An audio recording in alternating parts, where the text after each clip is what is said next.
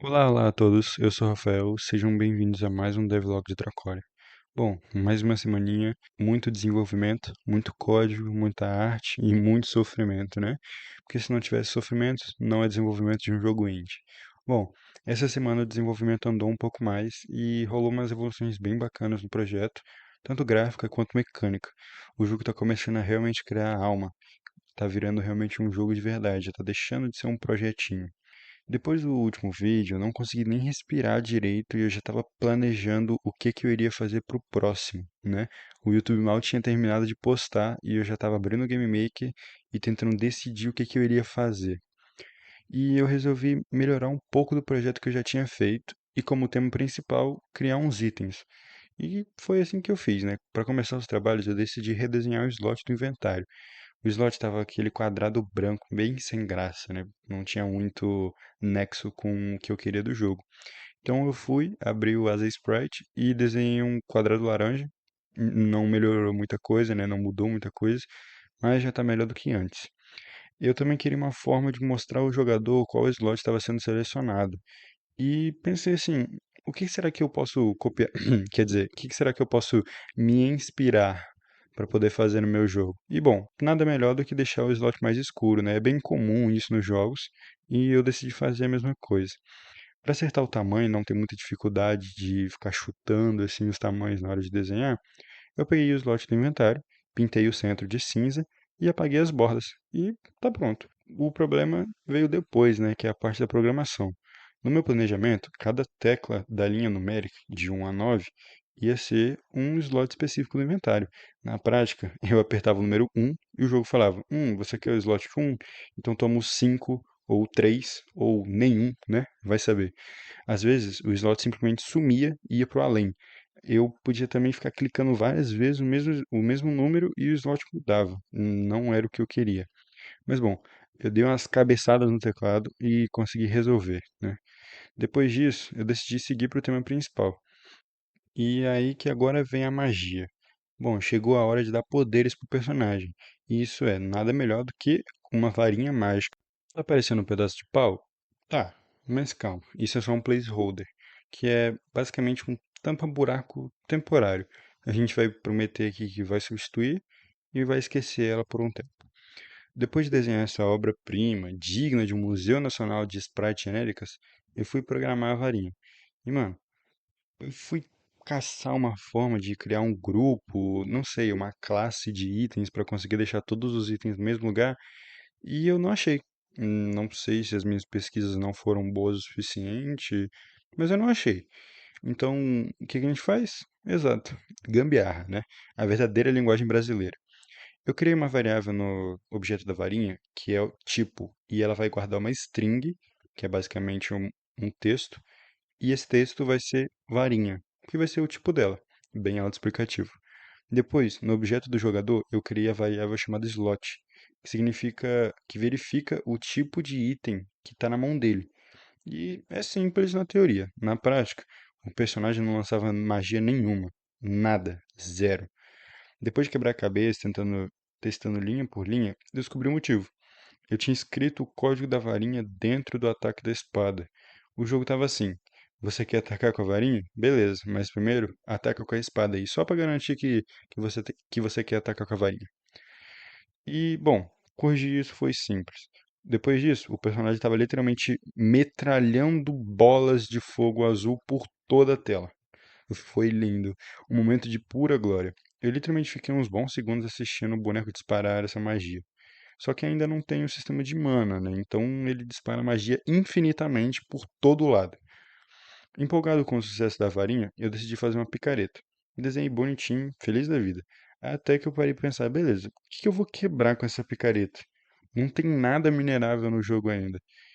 Eu fiquei pensando o que que eu podia fazer. Bom, o mais simples. Depois eu entrei no editor de imagem e desenhei uma pedra. E por algum milagre, essa pedra saiu bonita. Pela primeira vez nesse projeto, eu desenhei alguma coisa bonita. Eu joguei no Game Maker, todo animadinho, e esqueci de programar a colisão.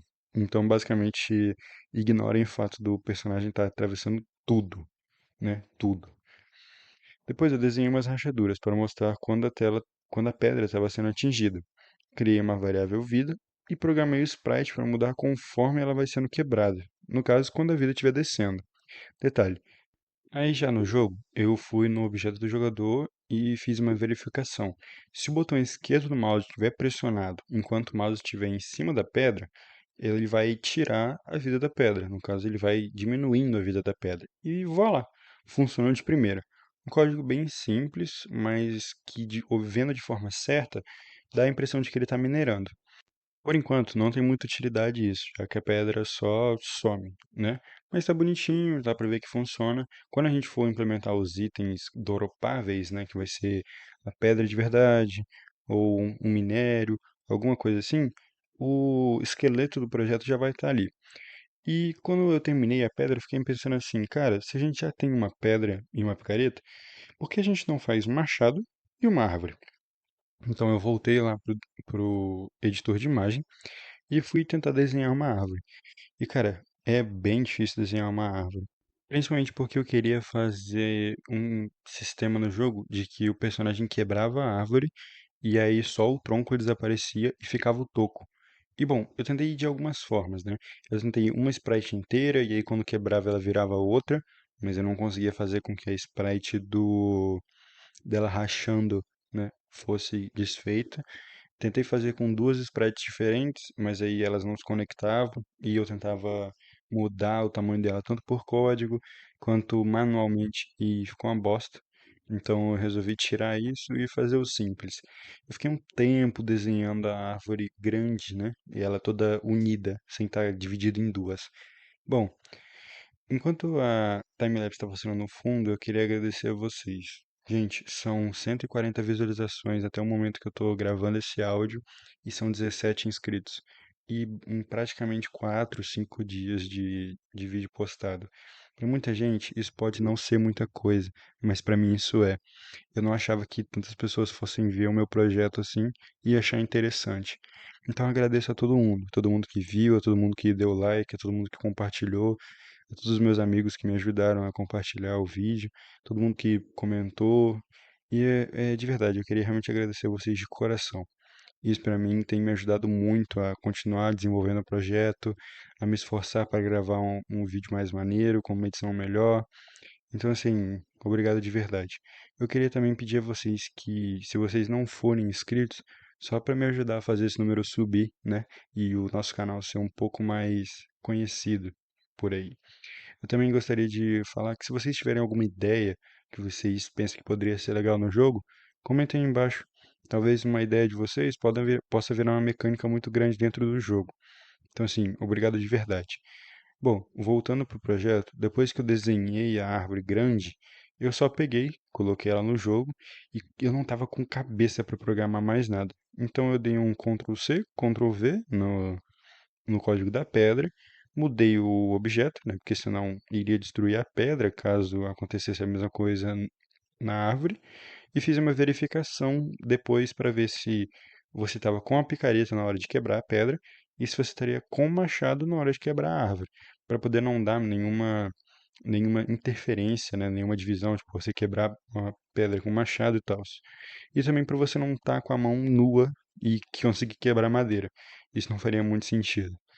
Bom, o projeto até agora tá desse jeito. Uma árvore, uma pedra, dá para quebrar, dá para lançar magia, dá para atacar. E por enquanto é só isso, gente. Muito obrigado a todos que ficaram até aqui. Eu agradeço mais uma vez a todos vocês. Peço que continuem animados por esse projeto. Nos vemos no próximo Devlog de Dracória, gente. Até mais.